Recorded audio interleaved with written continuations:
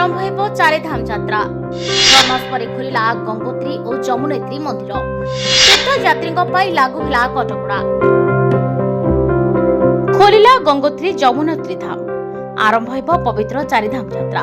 हंदर्सु बंधु दीर्घ 6 मासर विरति पर अक्षय तृतीया अवसर में उत्तराखंड चारिधाम मध्यरु दुई धाम गंगोत्री और जमुनेत्री मंदिर द्वार खोल जाइछि। अक्षय तृतीया अवसर में वैदिक मंत्र गान सहित अपराह्न 12:15 गंगोत्री मंदिर द्वार और 12:35 जमुनेत्री मंदिर द्वार खोल जाइछि। ए द्वार खोल कार्यक्रम में शह शह भक्त सामिल होते।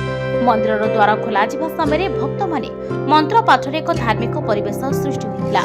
गंगोत्री मंदिर द्वार खोल कार्यक्रम में उत्तराखंड मुख्यमंत्री पुष्कर सिंह धामी जोगदे देशर समृद्धि प्रार्थना करते एवं उभय गंगोत्री और जमुनेत्री मंदिर में प्रथम पूजा प्रधानमंत्री नरेंद्र मोदी नाम चलित वर्ष चारिधाम यात्रा करुवा तीर्थयात्री किसी नुआ गाइडलाइन जारी करा जायछि।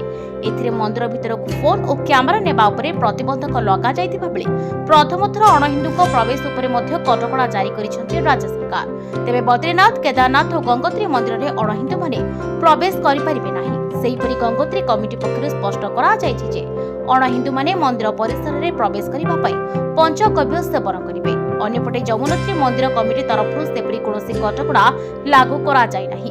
जाति धर्म निर्विशेष समस्त भक्त को स्वागत करने को निष्पत्ति नि। चलित वर्ष चारिधाम भ्रमण निमंते एजावत 19 लाख भक्त पंजीकरण कर सूचना मिली। गत वर्ष 51 लाख अधिक तीर्थयात्री चारिधाम यात्रा करते।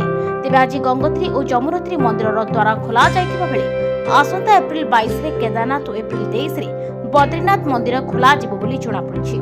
ब्यूरो रिपोर्ट हिराचल लाइव।